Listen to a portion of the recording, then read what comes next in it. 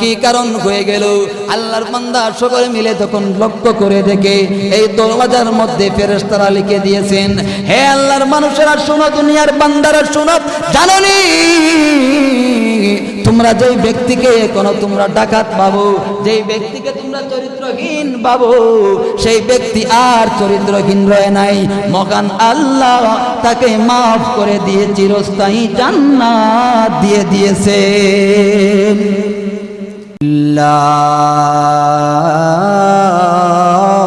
আল্লাহির রহমানির রহিম। আউযু বিল্লাহি মিনাশ শাইতানির রাজীম। বিসমিল্লাহির রহমানির রহিম। আল্লাহু লা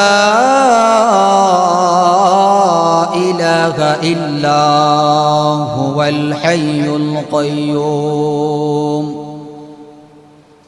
لا تأخذه سنة ولا نوم له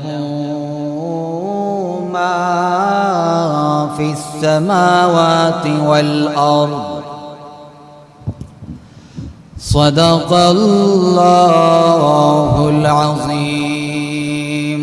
صلى الله على سيدنا ومولانا محمد وعلى آله وأصحابه وسلم. لا إله إلا الله لا إله إلا الله. لا إله إلا الله محمد رسول الله. মহামহিম আল্লাহ তাআলার দরবারে আমরা শুকর আদায় করি যে আল্লাহ পাক রব্বুল আলামিন আমাদেরকে প্রতি জুমার মতো এই জুমাতেও অংশগ্রহণ করার তৌফিক দান করেছেন। যথারীতি আল্লাহ রাব্বুল আলামিন আমাদেরকে সহি এবং সুস্থ শরীরে মসজিদের মধ্যে উপস্থিত হওয়ার তৌফিক দান করেছেন। এজন্য কালিমাতুশ শুকুর আদায় করি, পাঠ করি সকলে আলহামদুলিল্লাহ। প্যারে হাজিরিন, আমাদের জুমার বয়ানে আলোচনার ধারাবাহিকতা, যেই আলোচনায় এসে আমরা উপনীত হয়েছি সেই আলোচনা হচ্ছে আল্লাহ তাআলার দরবারে মুমিন মুসলমান দোয়া করে অথচ বান্দার দোয়া কবুল হয় না। আল্লাহ কোরআনের মধ্যে বললেন, উজিবু দাওয়াতাদ দাঈ ইযা দাআ। আমার বান্দা যখন আমার কাছে কোনো কিছু আহ্বান করে বা আমার বান্দা যখন আমাকে ডাকে, তখন আমার বান্দার ডাকে আমি সাড়া দিই। অথচ আমরা দেখতে পেলাম অনেক সময় আমরা আল্লাহর কাছে অনেক কিছু চাই, আমাদের সন্তানের জন্য চাই, আমাদের আহালের জন্য, আমাদের ধন সম্পদ, অনেক কিছু আল্লাহর কাছে চাই, কিন্তু আল্লাহ কবুল করেন না। এই আলোচনায় বলেছিলাম যে আল্লাহ যেই সিস্টেমে বলেছেন বা যেই তরিকায়, যেই পদ্ধতিতে আল্লাহ বলেছেন আল্লাহর কাছে চাওয়ার কথা, সেই তরিকা অনুযায়ী আমরা চাইতে পারি না বিধায় আল্লাহ আমাদের দোয়া কবুল করেন। মুহতারাম হাজিরিন, আল্লাহ রাব্বুল আলামিন বান্দাকে যেই তরিকা, যেই পদ্ধতি শিখিয়ে দিয়েছেন যে এই তরিকায় যদি বান্দা চায় আল্লাহর রাসূল হাদিসের মধ্যে যেই তরিকা বা যেই পদ্ধতি বাতিয়ে দিয়েছেন যে এই পদ্ধতিতে যদি বান্দা চায় তাহলে আল্লাহ কবুল করেন, এরই আলোচনা। আমরা জেনেছিলাম যে আল্লাহর কাছে চাওয়ার জন্য কিছু পদ্ধতির মধ্য থেকে একটি পদ্ধতি আছে। হাদিসের মধ্যে আল্লাহর রাসূল বলেছেন, যদি কোনো মানুষ ইসমে আজম পড়ে দোয়া করার সময়, সে যদি দোয়াতে ইসমে আজম উচ্চারণ করে 3 বার, এরপর যদি সে আল্লাহর কাছে কোনো কিছু চায়, আল্লাহর রাসূল বলেন ওই ব্যক্তির দোয়া আল্লাহ কবুল করেন। সুবহানাল্লাহ পড়েন। মুহতারাম হাজিরিন, আমার খুতবাতে আমি আলোচনা করেছি, তেলাওয়াত করেছি আয়াতুল কুরসি, যা সূরাতুল বাকারা। এই সূরা এর মধ্যে অত্যন্ত শান ফজিলতপূর্ণ একটি আয়াত। এমন কেহ নাই যে আমরা এই আয়াতুল কুরসি চিনি না। এই আয়াতের এত শান বা এত ফজিলত কিসের জন্য, এই আলোচনায় আজকে আমরা বলবো যে ইসমে আজম, যা আল্লাহর রাসূল হাদিসের মধ্যে বললেন যে এই ইসমে আজম যদি কোনো বান্দা দোয়াতে বলে তাহলে ওই বান্দার দোয়া আল্লাহর সাথে সাথে কবুল করেন। এই নসিহত করার পরে আল্লাহর রাসূল বিশ্বনবী সাল্লাল্লাহু আলাইহি সাল্লাতু ওয়াসসালাম একদিন তিনি সিজদাতে দোয়া করতেছেন। দোয়ার পরে তিনি দোয়াতে কান্নাকাটি করলেন। এরপর যখন ঘরের মধ্যে প্রবেশ করলেন, হযরতে আয়েশা সিদ্দিকার পাশে আল্লাহর নবীর স্ত্রী হযরতে আয়েশা সিদ্দিকা রাদিয়াল্লাহু আনহা বলেন, নবীজি গো, ওগো আল্লাহর নবী, আপনি কিসের জন্য ইয়া হাইয়্যু ইয়া কাইয়্যুম বললেন? আল্লাহর নবী বিশ্ব নবী বলেন, শুনো আয়েশা, আমি ইয়া হাইয়্যু ইয়া কাইয়্যুম বলেছি, এর কি তুমি গুরুত্ব জানো না? আল্লাহর নবীর স্ত্রী হযরতে আয়েশা সিদ্দিকা রাদিয়াল্লাহু তাআলা আনহা বলেন, ইয়া রাসূলুল্লাহ, ইয়া হাবিবাল্লাহ, ওগো বিশ্ব নবীজি, আপনি না বললেন ইসমে আজমের মহত্ব অনেক বেশি? ওগো নবীজি, আপনি না বললেন ইসমে আজম পড়ে কোনো ব্যক্তি যদি দোয়া করে মহান আল্লাহ তার দোয়া সঙ্গে সঙ্গে কবুল করেনি? ওগো নবীজি, আপনি কেন ইয়া ইয়া হাইয়্যু ইয়া কাইয়্যুম বললেন? আল্লাহর হাবিব, আপনি ইসমে আজম কেন পড়লেন না? ওগো নবী, বিশ্ব নবীজি, আপনি ইসমে আজম যদি পড়তেন তাহলে তো ভালো হতো। আল্লাহর নবী বিশ্ব নবী রাহমাতুল লিল আলামিন বলেন, আয়েশা শুনো, ওগো আয়েশা, তুমি তো এই বয়সে ইসমে আজম শিখে ফেলেছো, জানোনি? আমি যে ইয়া হাইয়্যু ইয়া কাইয়্যুম পড়েছি, ইয়া হাইয়্যু ইয়া কাইয়্যুম পড়েছি। আয়েশা গো, এই ইয়া হাইয়্যু এবং ইয়া হাইয়্যু কাইয়্যুম, ইয়া হাইয়্যু ইয়া কাইয়্যুমের নাম হলো ইসমে আজম। ওগো আয়েশা, এই ইসমে আজম যদি কোনো বান্দা দোয়ার মধ্যে পড়ে, এরপরে যদি সে আল্লাহর কাছে হাত পাতে, আল্লাহর কাছে যদি চায়, মহান আল্লাহ যদি দোয়া কবুল না করেন, আমার আল্লাহর শরণ লেগে যায়। এখানে আপনি লাগেন ইসমে আজম, এই ইসমে আজম যা আল্লাহর রাসূল বলতেছেন, যদি কোনো বান্দা সে দোয়া করে আর দোয়ার মধ্যে সে ইসমে আজম ইয়া হাইয়্যু ইয়া কাইয়্যুম, এই ইয়া হাইয়্যু ইয়া কাইয়্যুম সে দোয়াতে যদি পড়ে, তাহলে আল্লাহ বলতেছেন যে এই দোয়া যদি আল্লাহ কবুল না করেন, আল্লাহর শরম লেগে যায়। সুবহানাল্লাহ পড়েন। এই ইসমে আজম আয়াতুল কুরসির মধ্যে অবস্থিত। আল্লাহু লা ইলাহা ইল্লা, আল্লাহ রাব্বুল আলামিন বলেন যে কোন বান্দা যদি সে হুট করে দাবি করে যে সে খোদা, তাহলে তা হবে না। হবে? কেউ যদি দাবি করে যে সে খোদা, যেমন ফিরাউন সে দাবি করেছিল সে খোদা, এজন্য আল্লাহ বলেন তার মধ্যে যদি এই 10টি শর্ত না থাকে, এই 10টি কারণ যদি তার মধ্যে গুণাগুণ কোয়ালিটি যদি তার মধ্যে বিদ্যমান না থাকে, আর সে যদি দাবি করে যে সে খোদা, তাহলে তা কসমিন কালে সম্ভব না। যেমন ফেরাউনের ইতিহাস, ফেরাউন সে দাবি করেছিল সে খোদা। সাধারণ একজন মহিলা দাঁড় হয়ে বলে, হে ফেরাউন তুমি যে খোদা তা আমি মানতে পারি না। ফেরাউন কিসের জন্য? আমি খোদা তুমি মানবা না কেন? কিসের জন্য তুমি মানো না? ফেরাউনকে তখন একজন মহিলা, স্বাভাবিক মহিলা, সে তখন বলে, ফেরাউন তুমি বলতেছো তুমি খোদা, তুমি যদি খোদা হয়ে থাকো তাহলে তোমার এই যে নাক তুমি যারা সৃষ্টি করেছো এটা এত মোটা, তোমার গায়ের যে রং দেখতে তো বিশ্রী কিসের জন্য? কোন ব্যক্তি যদি সে দাবি করে সে খোদা, সে যদি দাবি করে সে আল্লাহ, তাহলে গায়ের রং কেন স্পষ্ট না হবে? সে যদি দাবি করে সে খোদা, তাহলে নাকের সেন্টার কেন তার ঠিক না হবে? সে যদি দাবি করে সে খোদা, তার দিকে তাকালে মানুষ কেন কুশ্রী আর বিশ্রী নজরে দেখবে? তার দিকে তো অত্যন্ত মহব্বতে তাকানোর কথা। ফেরাউন শোনো, তোমার গায়ের রং সুন্দর নেই, তোমার নাকের সেন্টার ঠিক নেই, সুতরাং তুমি যদি সারা জীবন দাবি করে যে তুমি খোদা, তাহলে তা কসমিন কালেও মেনে নেওয়া সম্ভব না। এই ফেরাউন তার স্ত্রী হযরতে আসিয়া, তার নিজের স্ত্রীও তাকে খোদা মানে না, কারণ তার মধ্যে এই আয়াতুল কুরসিতে যেই সমস্ত গুণাগুণ বিদ্যমান, এই গুণ ছিল না, যার কারণে আসিয়াও মানতে রাজি হয় না যে ফেরাউন খোদা।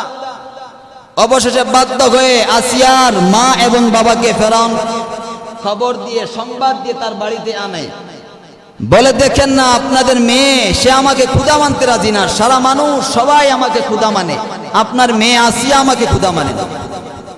মুহতারাম হাজিরিন, যখন ফেরাউন তার মা এবং বাবাকে বলে যে এই আসিয়া আমাকে খোদা মানতে রাজি না, আপনারা একটু সুপারিশ করেন না যে সেদিন আমাকে খোদা মানে। এখন আসিয়া এর মা এবং বাবা বলে যে হে আসিয়া, এই ফেরাউনকে তোমার খোদা মানতে এত সমস্যা কি? সবাই ফেরাউনকে খোদা মানে, তুমি যদি ফেরাউনকে খোদা মানো তাহলে তো তুমিও খোদার বউ খুদি। যেমন চেয়ারম্যানের বউ মেম্বারের বউকে আমরা বলি মেম্বারনি, এরকম বলতেছে তুমি যদি খোদা মানো তাহলে তোমার ফায়দা, তুমি খোদার বউ খুদি, তাহলে তুমি মানো না কেন? আল্লাহর বান্দি হযরত আসিয়া আলাইহিস সালাতু ওয়াস সালাম বলেন, হে আমার মা বাপ শোনো, আপনাদের ফেরাউনকে আমি ওই সময় খোদা মানব। আপনারা বলতেছেন, সুপারিশ করতেছেন যে আমরা যেন আপনার ফেরাউনকে খোদা মানি। আল্লাহর বান্দি হযরত আসিয়া বলেন, হে মা বাবা জাননি, ওগো মা বাবা শুরু, আপনাদের ফেরাউন বলতেছে সে নাকি খোদা। হ্যাঁ মা বাবা জাননি, আপনাদের ফেরাউন বলতেছে সে নাকি খোদা হয়ে গেছে। জাননি, সে যদি খোদা হয়ে যায় আমি তাকে মানতে কোনো সমস্যা নেই।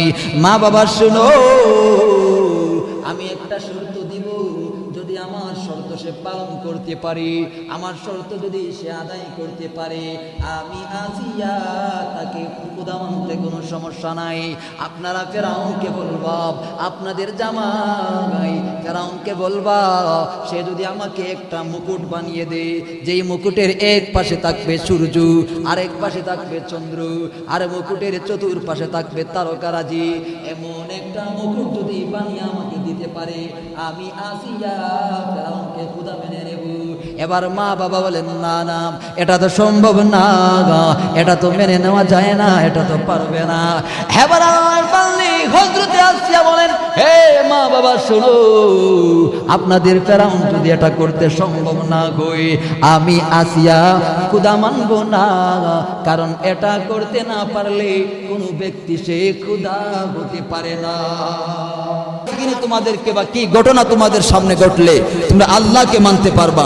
তখন তারা বলে, হে সালে শোনো, আল্লাহ পয়গম্বর শোনো, তুমি আল্লাহকে বলবা যে আল্লাহ রাব্বুল আলামিন যেন এই পাথর থেকে একটা উটনি, গর্ভবতী একটি উটনি যেন আল্লাহ বাহির করে দেন। আল্লাহু আকবার।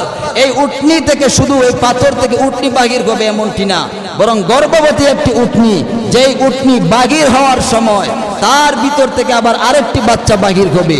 এরকম একটি ঘটনা যদি ঘটাতে পারেন, যদি আল্লাহ যদি এমন কোনো কিছু আমাদেরকে দেখাতে পারেন, তাহলে অবশ্যই আমরা আল্লাহকে মানব।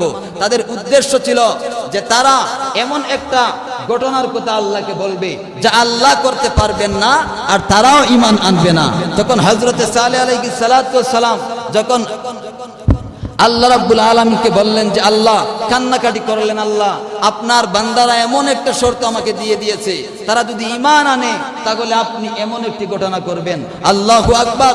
সঙ্গে সঙ্গে দেখেন ওই পাথর থেকে আল্লাহু আকবার আল্লাহু আকবার চিৎকার দিয়ে একটা উটনি বাগির হচ্ছে। শুধু উটনি বাগির হচ্ছে এমনটি না, বরং উটনি বাগির হওয়ার সাথে সাথে তার ভিতর থেকে আবার আরেকটি উটনি বাগির করছে। এই ঘটনা দেখার পর হযরতে সালেহ আলাইহিস সালাতু ওয়াস সালামের সম্প্রদায়ের সমস্ত মানুষ সঙ্গে সঙ্গে ঈমান এনেছিল। সুবহানাল্লাহ।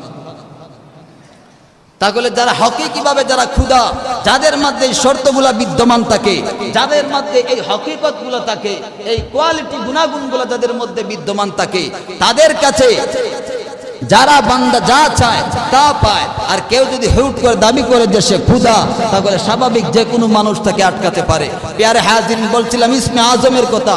এই ইসমে আজম আয়াতুল কুরসির মধ্যে বিদ্যমান। যে ইসমে আজম এর আমল করতে পারলে এই পরিমাণ শক্তি অর্জন হয় যে জিন্নাত জিন ইনসান এরাও আপনার সাথে পারবে না। কি পরিমাণ শক্তি অর্জন হয়! হযরতে সুলাইমান আলাইহিস সালাতু ওয়াস সালাম ওযু করতেছেন। আল্লাহর পয়গম্বর হযরতে সুলাইমান আলাইহিস সালাম হযরতে দাউদ আলাইহিস সালাতু ওয়াস সালামের সন্তান, তিনি ওযু করতেছেন। উনার শাসন আমলে তিনি ওযু যখন করেন তখন দেখেন, লক্ষ্য করলেন উনার আশপাশে ধুলা উঠতেছে। আল্লাহর পয়গম্বর তিনি কারণটা খুঁজে পান না, কিসের জন্য ধুলা উড়ে। তিনি উনার আশপাশে যারা ছিলেন উনাদেরকে জিজ্ঞাসা করলেন যে ধুলা উড়ে কিসের জন্য? এখন আমরা ওযু করতেছি, ধুলা উড়ে কিসের জন্য?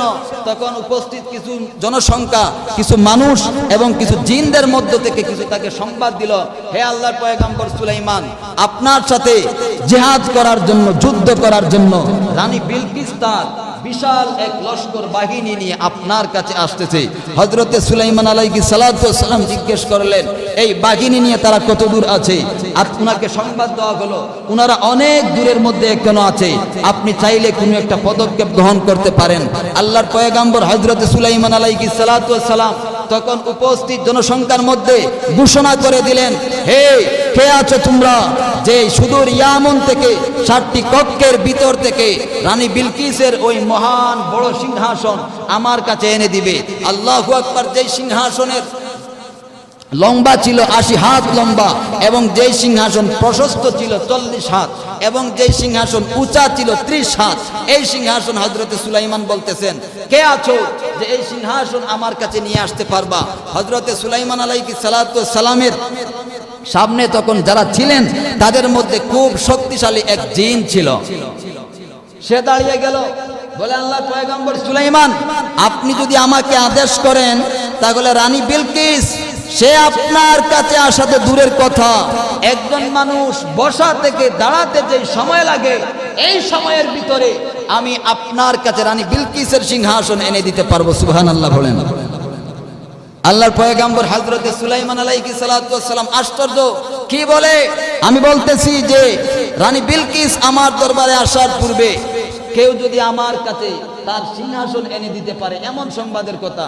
আর সে বলে কি যে একজন মানুষ বসা থেকে দাঁড়াতে যেই সময় লাগে এর পূর্বে সে আমার কাছে সিংহাসন এনে দিবে। কিন্তু ওই মজলিসের মধ্যে একজন আল্লাহর ওলি ছিলেন, তিনি জিন্নাত না, জিন না, তিনি ছিলেন মানুষ। ওনার ছিল এই ইসমে আজমের আমল ছিল। ওই বুজুর্গ তখন দাঁড়িয়ে গেলেন আর বলেন, আল্লাহর পয়গম্বর সুলাইমান, আপনাকে এই জিন্নাতদের মধ্যে যে সর্বশক্তিশালী সে তো আপনাকে বলে দিয়েছে যে একজন মানুষ বসা থেকে উঠতে যেই পরিমাণ সময় লাগে এই সময়ের ভিতরে আপনাকে সে সিংহাসন এনে দিবে। আল্লাহর কসম করে বলি, হে আল্লাহর পয়গম্বর সুলাইমান, আপনি যদি আমাকে এই আদেশ করেন, আপনি যদি আমাকে অনুমতি দেন যে আপনার কাছে আমি এই সিংহাসন এনে দেই, খোদার কসম একজন মানুষ চোখের পলক মারতে যেই পরিমাণ সময় লাগে এই পরিমাণ সময়ের ভিতরে রানী বিলকিসের সিংহাসন আপনার দরবারে আমি এনে পৌঁছে দিব। সুবহানাল্লাহ। এই শক্তি অর্জন করেছিল শুধুমাত্র ইসমে আজমের বদৌলতে। মুহতারাম হাজিরিন, আপনি যদি যে কোনো দোয়ার সময় আপনি যদি এই আমল করতে পারেন, ইসমে আজমের আমল যদি আপনি করতে পারেন, দৈনিক যদি এই আমলটা আপনি করতে পারেন, 3 বার যদি ডাক দিয়ে পড়েন, ইয়া হাইয়ু ইয়া কাইয়ুম, ইয়া হাইয়ু ইয়া কাইয়ুম, এটা যদি আপনি পড়তে পারেন, মহান রব্বুল আলামিন আপনি যা চাইবেন তা আপনাকে দান করবেন। সুবহানাল্লাহ পড়েন। এজন্য এই আমল আপনি করবেন, আমলের শেষ নাই। আজ আমাদের অভিযোগের শেষ নাই। একজন মানুষ বলে হুজুর আমার এই পেরেশানি সেই পেরেশানি, বিভিন্ন মানুষ বিভিন্ন অভিযোগ করে, অথচ আল্লাহ যেই তরিকায় মানুষকে দোয়া কবুলের কথা বলেছেন সেইভাবে মানুষ দোয়া করতে জানে না। যেইভাবে দোয়া করলে দোয়া কবুল হয় সেইভাবে আজ মানুষ দোয়া করতে জানে না। বিদায় আজ আমরা অনেক দূরে চলে গেছি আল্লাহর কাছ থেকে। আল্লাহকে আমরা চিনতে পারি না, আল্লাহ আমাদের প্রতি কতটুকু মেহেরবান তা আমরা বুঝতে পারি না বলে আল্লাহর কাছে আমরা চাই না। অথচ মহান আল্লাহ তো ঘোষণা দিয়ে দিয়েছেন 200 বার যদি কুল হু আল্লাহ পড়ে এরপর সে যদি আমার কাছে যদি দোয়া করে তাহলে 1000 রিজিকের দরজা আমি বান্দার জন্য খুলে দেই। সুবহানাল্লাহ পড়ে। প্যারে হাজিরিন, এই আয়াতুল কুরসির মধ্যে ইসমে আজম আছে, যার কারণে এত শান এত মর্যাদা। এই আয়াতুল কুরসির মধ্যে আল্লাহর 10টি কোয়ালিটি বর্ণনা আছে, যার কারণে এত শান আর মর্যাদা। কি 10টি কোয়ালিটি? আল্লাহ রাব্বুল আলামিন প্রথমেই বলেন আল্লাহু লা ইলাহা ইল্লা হুয়াল হাইয়ুল কাইয়্যুম।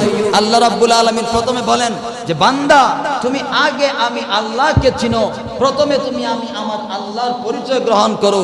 কারণ কোন বান্দা সে যদি আমি আল্লাহর পরিচয় গ্রহণ করতে পারে, সে যদি চিনতে পারে যে আমি আল্লাহকে, সে যদি বুঝতে পারে আমি আল্লাহর ক্ষমতা কি পরিমাণ, সে যদি জানতে পারে আমি আল্লাহর কি পরিমাণ সামর্থ্য আছে, তাহলে কোনো বান্দার পক্ষে কোনোদিন গুনাহ করা সম্ভব না।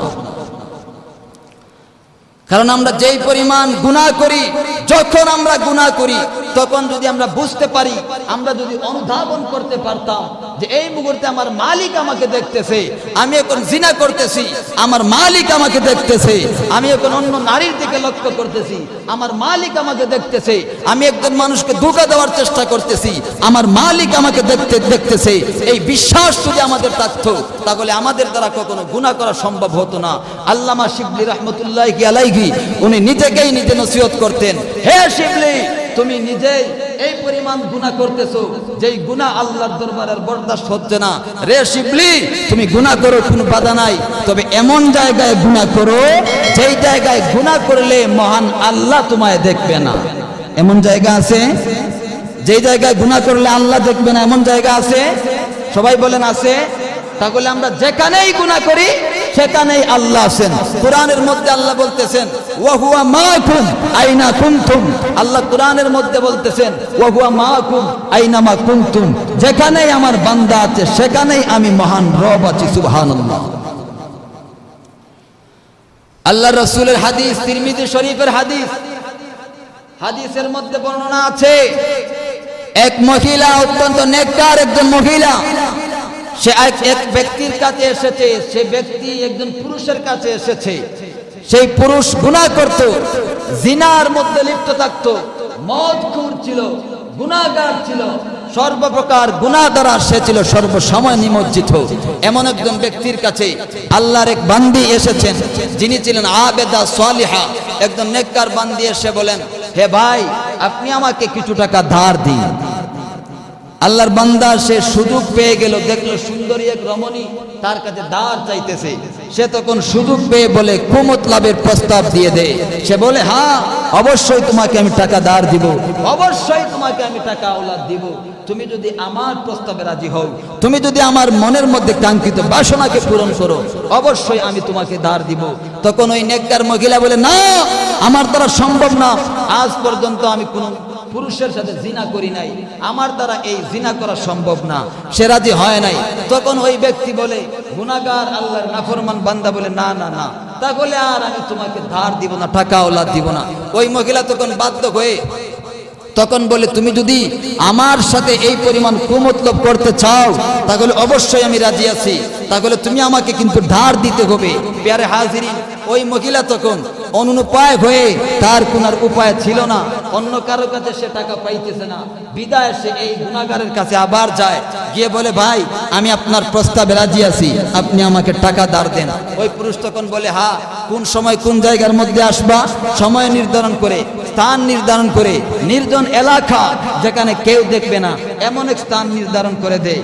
ওই তুমি যে স্থানের মধ্যে আমাকে আনলা, যে স্থানের মধ্যে কেউ দেখে না, আল্লাহর বান্দা শুনো, যদি এই নির্জন স্থানের মধ্যে কোনো এলাকার কোনো মানুষ নাই, কোনো মানুষের কোনো চোখ নাই এই স্থানের মধ্যে, এরপরেও মগান আল্লাহ সর্বসময় সর্বক্ষণ আমাদেরকে দেখতেছেন। আল্লাহর বান্দি কান্নাকাটি শুরু করে দিল। হে আল্লাহর বান্দা শুনো, আল্লাহ কোরআনের মধ্যে বলেছেন ওয়া হুয়া মাকুম আইনামা কুনতুম, আল্লাহ সব সময় দেখেন।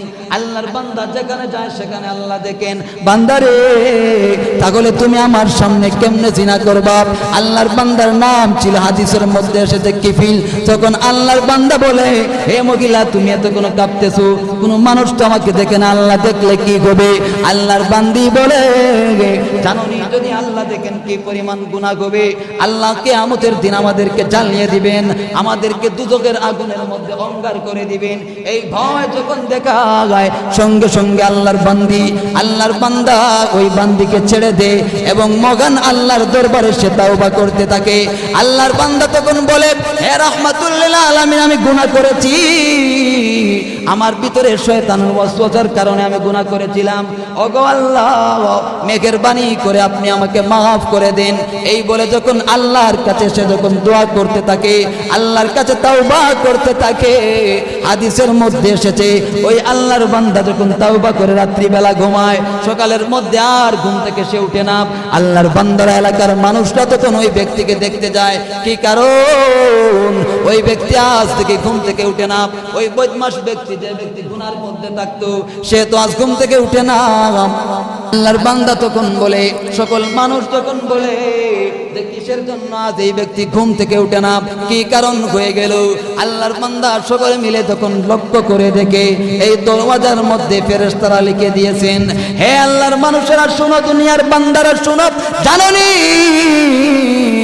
তোমরা যেই ব্যক্তিকে কোনো তোমরা ডাকাত ভাবো, যেই ব্যক্তিকে তোমরা চরিত্রহীন ভাবো, সেই ব্যক্তি আর চরিত্রহীন রয়ে নাই। মহান আল্লাহ তাকে মাফ করে দিয়ে চিরস্থায়ী জান্নাত দিয়ে দিয়েছেন। এই শুধু আল্লাহর তাকওয়া, সে ভয় করেছিল যে যেখানে আল্লাহ আছেন সেখানে আমি গুনাহ করতে পারি না। প্যারে হাজিরিন, হযরত ওমর রাদিয়াল্লাহু তাআলা আনহুর জামানায় আল্লাহর রাসূলের সাহাবী খলিফাতুল মুসলিমিন হযরত ওমর রাদিয়াল্লাহু তাআলা আনহু, তিনি এই এলাকার মধ্যে শাসন আমলে তিনি সারাটা এলাকা রাত্রিবেলা ঘুরতেন আর লক্ষ্য করতেন কোন ব্যক্তি কখন কি অবস্থায় আছে, কোন হালতে আছে। এমন সময় তিনি লক্ষ্য করে দেখেন এক মহিলা তাকে, তার এক সন্তান, তার মেয়েকে লক্ষ্য করে বলতেছে যে, হে মা, আজকে আমাদের বকরি কত লিটার দুধ দিল? তার মহিলা বলতেছে, তার মেয়ে বলতেছে, আজকে আমাদের বকরি 2 সের দুধ দিয়েছে। তার মা বলে, তাহলে 2 সের দুধের সঙ্গে আরো 2 সের পানি মিশিয়ে দে। তখন মেয়ে বলে, না মা, হযরত ওমর বলেছেন, খলিফাতুল মুসলিমিন হযরত ওমর বলেছেন যে কোনো ব্যক্তি যেন কোনো মুসলমানকে ধোঁকা না দেয়। আল্লাহ রাসূল হাদিসের মধ্যে বলেছেন, মান গাশশানা ফালাইসা মিন্না, যারা ধোঁকা দেয় তারা আমার উম্মত হতে পারে না। নাউযুবিল্লাহ বলেন। আল্লাহ রাসূল বলেছেন, মান গাশশানা ফালাইসা মিন্না, যারা ধোঁকা দেয় তারা আমার উম্মত হতে পারে না। হে মা, আমি পারবো না, আমি এই দুধের মধ্যে পানি মিশ্রণ করতে পারবো না। আল্লাহ রাসূলের সাহাবী ওমর রাদিয়াল্লাহু তাআলা আনহু বলেন, তখন আমি লক্ষ্য করলাম, আমি শুনলাম ওই মহিলা তখন বলতেছে, হে মা, হে আমার মেয়ে, শোন, তুই তো কোনোদিন তোর পরিবারের মধ্যে উন্নতি করতে পারবে না। ওমর কি খলিফাতুল মুসলিমিন ওমর, সে কি তোর বাড়ির পাশে কান পেতে বসে আছে যে তুই পানি মিশ্রণ করতে পারবে না? সে কি দেখতেছে? তখন ওই মহিলা, ওই মেয়ে তখন মাকে ডাক দিয়ে বলে, মা শুনো, হযরতে ওমর খলিফাতুল মুসলিমিন ওমর যেই আল্লাহকে ভয় করে সে আমাদেরকে বলেছে দুধের মধ্যে পানি মিশ্রণ না করার কথা। যে আল্লাহকে ভয় করে সে আমাদেরকে বলেছে গুনাহ না করার কথা। সেই আল্লাহ তো আমাদেরকে দেখছেন। খলিফাতুল মুসলিমিন ওমরকে আমরা ফাঁকি দিতে পারি, ওমর আমাদেরকে নাও দেখতে পারেন। ওমর তো একজন মানুষ, তিনি আজ আমাদের বাড়ি থাকলে অন্য বাড়িতে নাও থাকতে পারেন, কিন্তু মহান আল্লাহ যিনি সর্বসময় সর্বস্থানে বিরাজমান থাকেন, সেই আল্লাহ তো আমাদেরকে দেখতেছেন। সুতরাং মা, আমি এই দুধের মধ্যে পানি মিশ্রণ করতে পারি না। তখন মা এই মেয়ের এই তাকওয়া দেখে আশ্চর্য হয়ে গেছে। খলিফাতুল মুসলিমিন হযরত ওমর রাদিয়াল্লাহু তাআলা আনহু এলাকার মধ্যে গিয়ে ঘোষণা দিয়ে বলেন, শোনো, আমার এই রাজত্বের এলাকার মধ্যে সমস্ত মানুষের তাকওয়া যদি এই পরিমাণ হয়ে যায়, সে যদি ভাবে যে তার আল্লাহ তাকে দেখতেছেন, যখন সে গুনাহের মধ্যে লিপ্ত হয়, সে যদি এটা বুঝতে পারে তার আল্লাহ তাকে দেখতেছেন, তাহলে কোনো মানুষের পক্ষে কোনোদিন গুনাহ করা সম্ভব না। আল্লাহ রসুলের সাহাবী হযরত ওমর রাদিয়াল্লাহু তাআলা আনহু এই নসিহত করে গেলেন, আল্লাহ রসুলও এই নসিহত করে গেলেন, মান গাশশানা ফালাইসা মিন্না, কোনো ব্যক্তি যেন কাউকে কোনোদিন ধোঁকা না দেয়। প্যারে হাজিরিন, এই আয়াতুল কুরসি, যে আয়াতুল কুরসির মধ্যে আল্লাহ নিজের পরিচয়কে তুলে ধরেছেন, আল্লাহু লা ইলাহা ইল্লা হুয়াল হাইয়ুল কাইয়্যুম। আল্লাহ প্রথমেই বলেন আল্লাহু লা ইলাহা ইল্লা হু, আল্লাহু লা ইলাহা ইল্লা হু। পৃথিবীর জমিনের মধ্যে, আসমান এবং জমিনের মধ্যে কোনো ব্যক্তি এমন নাই যে ব্যক্তি বান্দার সেজদার যোগ্য হবে। আছে এমন কোন ব্যক্তি? সকলে বলেন আছে। তাহলে আমরা যারা মাজারের মধ্যে সেজদা দেই তারা কি করি? সকলে বলেন এটা শিরিক না এটা সওয়াবের কাজ করি আমরা? শিরিক। কিসের গুনাহ এটা? শিরিকের গুনাহ। যারা মাজারের মধ্যে সেজদা দেয়, যারা মাজারে বিশ্বাস করে, যারা বিশ্বাস করে শাহজালাল মুজাররদে ইয়ামনি আমাদেরকে সন্তান দিতে পারেন, যারা বিশ্বাস করে শাহজালাল মুজাররদে ইয়ামনি আমাদের অভাবকে দূর করতে পারেন, নিঃসন্দেহে তারা শিরিকের মধ্যে লিপ্ত আছে। প্যারে হাজিরিন, আল্লাহ কোরআনের মধ্যে বলেন যে যে ব্যক্তি খোদা দাবি করে, যে ব্যক্তি আল্লাহ দাবি করে, তার মধ্যে 10টি কোয়ালিটি বিদ্যমান থাকতে হবে। তার মধ্যে প্রথম যেই কোয়ালিটি, আল্লাহ গুণগান বর্ণনা করতে যে বলেন আল হাইয়ুন আল কাইয়্যুম। আল্লাহ বলেন আল হাইয়ুন, যিনি চিরঞ্জীব। চিরঞ্জীব বলতে বোঝায় যে ব্যক্তির জন্মও নেই, যে ব্যক্তির মৃত্যুও নেই। সূরাতুল ইখলাস, কুল হুয়াল্লাহু আহাদ। আল্লাহ বলেন আল্লাহ এক, আল্লাহুস সামাদ, আল্লাহ ক্ষমতাশীল, লাম ইয়ালিদ ওয়া লাম ইউলাদ। আল্লাহ বলেন আল্লাহকে কেউ জন্ম দেয় নাই, ওয়া লাম ইউলাদ, আল্লাহ কারো থেকে জন্ম নেন নাই, ওয়া লাম ইয়াকুল্লাহু কুফুয়ান আহাদ, আল্লাহর জীবনে কোনো সমকক্ষ কেউ নেই। অর্থাৎ মেইন বুঝার যেই বিষয়, আল্লাহ বলেন লাম ইয়ালিদ ওয়া লাম ইউলাদ, আল্লাহকে কেউ জন্ম দেয় নাই, আল্লাহও কাউকে জন্ম দেন নাই। সুতরাং আল্লাহর সন্তান নেই, আল্লাহর স্ত্রী নেই, আল্লাহর জন্মও নেই, আল্লাহর মৃত্যু নেই। এটা আল্লাহ বলেন আল হাইয়ুন। এই হাইয়ুনের চিরঞ্জীব এর ব্যাখ্যা, আল্লাহ বলেন আল্লাহর কোনো মৃত্যু নেই, আল্লাহ চিরঞ্জীব। আল আহিয়া, আল্লাহ বলেন তিনি চিরঞ্জীব। সুতরাং আল্লাহ ব্যতীত আপনি যার কাছে কোনো জিনিস চাইবেন, লক্ষ্য করে দেখেন, যে ব্যক্তির কাছে আপনি সন্তান চান, যে ব্যক্তির কাছে আপনি টাকা চান, যে ব্যক্তির কাছে আপনি অভাব দূর করার কথা চান, যে ব্যক্তির কাছে আপনি আপনার পেরেশানির কথা বর্ণনা করেন, তার কিন্তু মৃত্যু আছে। আপনি শাহজালালের কথা দেখেন, জন্ম হয়েছিল, উনার মৃত্যু হয়ে গিয়েছে। আপনি শাহপরানের কথা দেখেন, জন্ম হয়েছিল, উনার মৃত্যু হয়ে গিয়েছে।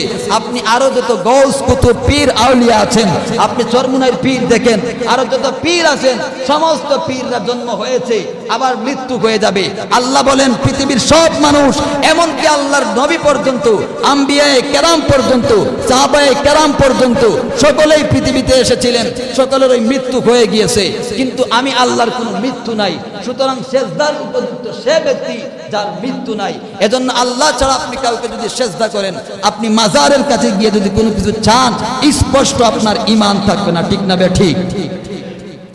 এজন্য মাজারে কোনো কিছু চাইবেন না। মাজারে কোনো কিছু চাও আপনার বৈধ নেই। আপনি মাজারে কমাস কম এটা করতে পারেন, শাহজালাল মুজাররদে ইয়ামনি আল্লাহর ওলি ছিলেন, উনি তো আপনাকে বলেন নাই উনার মাজারে সেজদা করার কথা, উনি তো বলেন নাই সেখানে গরু ছাগল মহিষ নিয়ে এখানে গান বাদ্য করার কথা। আপনি সেখানে যেতে পারেন জিয়ারতের উদ্দেশ্যে, একজন আল্লাহর ওলি ছিলেন, আপনি জিয়ারত করবেন, এই উদ্দেশ্যে যাবেন। প্রিয় হাজিরিন, এরপর আল্লাহ 2 নম্বর যে গুণ বলেছেন আল কাইয়্যুম, আল্লাহু লা ইলাহা ইল্লা হুয়াল হাইয়ুল কাইয়্যুম। আল্লাহ কাইয়্যুম বলেছেন। আল কাইয়্যুমের 3টি ব্যাখ্যা। প্রথম নম্বর ব্যাখ্যা, আল্লাহ নিজে প্রতিষ্ঠিত, অপরকেও প্রতিষ্ঠিত করেন। দ্বিতীয় নম্বর ব্যাখ্যা, যারা তাফসীর ইবনে কাসিরের মধ্যে বর্ণনা করেছেন যে আল আহিয়া, আল্লাহ বলেন যে আল্লাহ সর্বক্ষণ সর্বসময় বান্দার সাথে আছেন। সুতরাং আল্লাহ বলতেছেন, বা এই আয়াতের মধ্যে খুদা হওয়ার যে শর্ত, এটা বুঝাইতে চাইতেছেন যে কেউ যদি সেজদা গ্রহণ করার বা সেজদা পাওয়ার এই যোগ্যতা অর্জন করতে চায়, তাহলে তাকে সর্বসময়ে সর্ব জায়গায় উপস্থিত হতে হবে। প্যারে হাজিরিন, আপনি লক্ষ্য করেন, আমরা যাদেরকে আজকাল সমাজের ভ্রান্ত মানুষ তাদেরকে সেজদা করতেছে, তারা কি সব সময় সব জায়গায় উপস্থিত? আপনারা বলেন, কোন রসুল কি সব জায়গায় সব সময় উপস্থিত? আমাদের বিশ্বনবী মুহাম্মদ কি সব জায়গায় উপস্থিত? তাহলে মুহাম্মদ সাল্লাল্লাহু আলাইহি সাল্লামকে যদি সেজদা উপযুক্ত না হয়, তাহলে কোন পীর, কোন আল্লাহর ওলি যারা আছেন, কাউকে আপনার সেজদা করা সহিহ হবে না, বরং শিরিক করে আপনি মুশরিক হয়ে যাবেন। প্রিয় হাজিরিন, এই আয়াতের মধ্যে আল্লাহ 3 নম্বর যেই গুণ বর্ণনা করেছেন, আল্লাহ বলেছেন যে যেই গুণ কোন ব্যক্তির মাঝে যদি থাকে, যেই গুণ থাকার কারণে সে ব্যক্তি খোদা হতে পারে। এমন কোন ব্যক্তি, এমন যদি ব্যক্তি দাবি করে যে সে খোদা, তাহলে 3 নাম্বার শর্ত হলো লাহু মা ফিস সামাওয়াতি ওয়া মা ফিল আরদ, লাহু মা ফিস সামাওয়াতি ওয়াল আরদ, আসমান এবং জমিনের মধ্যখানে যা আছে সব কিছু তার মালিকানা হতে হবে। সুবহানাল্লাহ পড়েন। আপনি লক্ষ্য করে দেখেন, আপনার বাড়িতে আপনার থাকার জায়গাটুকু তো আপনার না। আপনি যেই পরিমাণ জায়গা আপনি শোয়েন, বা আপনি যেই পরিমাণ জায়গা আপনার বাড়িতে আছে, আপনার আশপাশে হয়তো আর কিছু জায়গা, কিন্তু সারা বাংলাদেশ আপনার দখলে না। এরপর আপনার বিভিন্ন দেশের দিকে লক্ষ্য করেন যে এক মানুষ, প্রত্যেকের আলাদা আলাদা মালিকানা আছে। কিন্তু আল্লাহ কোরআনের মধ্যে বলেন, যে ব্যক্তি সব জায়গা তার নিজস্ব মালিকানায় বলবে, আসমান এবং জমিনের ভিতরে যা কিছু আছে সমস্ত কিছু তার নিজের মালিকানায় বলতে পারবে, এমন ব্যক্তি সে খোদা দাবি করতে পারবে। সুতরাং আপনার আল্লাহর ওলি যে, সে যদি এই জমিনের মালিক না হয়, আসমান জমিনে যা কিছু আছে তার যদি সে মালিক না হয়, তাহলে তার কবরে আপনি যদি সেজদা করেন, আপনি শিরিক ছাড়া আর কিছু করেন না। এজন্য সাবধান মুসলমান। আল্লাহ রাব্বুল আলামিন কোরআনের মধ্যে বলে গিয়েছেন, এই আয়াতুল কুরসি এত শান এবং ফজিলতপূর্ণ কিসের জন্য? আল্লাহ বলেন যে আল্লাহর গুণাবলী এই আয়াতের মধ্যে বর্ণনা করে গিয়েছেন, এজন্য এই আয়াতের এত শান এবং শৌকত বেড়ে গিয়েছে। প্যারে হাজিরিন, আপনার যারা এই মাজারে বিশ্বাসী, যারা আপনি মাজার বিশ্বাস করেন এটা বলছি না, আপনি মাজারে যদি সেজদা করেন আপনার ঈমান থাকবে না। আপনি মাজারের কাছে যদি আপনি গরু ছাগল নিয়ে যান, এগুলা নিয়ে যদি আপনি দান করেন, আপনি চান, আপনার ঈমান থাকবে না। আপনার বাবা আপনার বাড়িতে না খেয়ে মরতেছে, কয়দিন আপনার বাবাকে আপনি গরুর গোশত কিনে খাওয়াইছেন? লক্ষ্য করে দেখেন, আপনার বাবাকে আপনি কয়দিন আপনি ফল ফ্রুট এগুলো কিনে খাওয়ান, অথচ আপনার বাবার দরবারে আপনি যান, নতুন একটা অনেক বড় তাজা গরু আপনি কিনে নিয়ে যান, আপনি ফলের ব্যাগ নিয়ে যান, ফল ভর্তি ব্যাগ নিয়ে যান। আপনার নিজের যে একজন বাবা আছে, যেই বাবা আপনাকে এত বড় করলো, এই বাবাকে কয়দিন খাওয়াইছে? এজন্য দয়াল বাবা কেবলা কাবার যে সমস্ত খেলা আছে আপনাদের মাঝে, এগুলো বন্ধ করে দিতে হবে। বিশ্বাস রাখতে হবে একমাত্র কার উপর? সকলে বলেন, কার উপর বিশ্বাস করতে হবে? আল্লাহর উপর। মহান আল্লাহ তো কোরআনের মধ্যে বলেছেন, আল্লাহকে যদি কেউ বিশ্বাস না করে, আল্লাহর উপর ভরসা হারিয়ে কেউ যদি অন্যের উপর ভরসা হয়ে যায়, তাহলে তার আর ঈমান থাকে না, সে নিঃসন্দেহে মুশরিক হয়ে যায়। প্যারে হাজিরিন, আল্লাহ রসুলের সাহাবীরা কি পরিমাণ আল্লাহর প্রতি বিশ্বাস করেছিলেন, আপনারা তাদের দিকে লক্ষ্য করেন। যেই পরিমাণ তারা বিশ্বাস করেছেন, তাদের জীবন আদর্শগুলো আপনারা পড়েন, আপনি কোরআন পড়েন, আপনি হাদিস পড়েন, এগুলা পড়ে আপনার এই যে কি পরিমাণ ঈমান নিয়ে আপনি চলবেন, এটা আপনি অর্জন করুন। আপনি কোনো ভ্রান্ত আকীদা গ্রহণ করে চলবেন না। আল্লাহ রাব্বুল আলামিন আমাদেরকে যেন এই সমস্ত ভ্রান্ত আকীদা থেকে আমাদেরকে যেন আড়াল করে রাখেন, আমাদেরকে যেন হেফাজত করেন এই সমস্ত ভ্রান্ত আকীদা থেকে। মহান আল্লাহ যেন আমাদেরকে এই সমস্ত ভ্রান্ত যারা আসি, জড়িত আসি, আল্লাহ যেন হেফাজত করেন। সকলে বলেন আমিন। ওয়া আখিরু দাওয়ানা আনিল হামদুলিল্লাহি রাব্বিল আলামিন।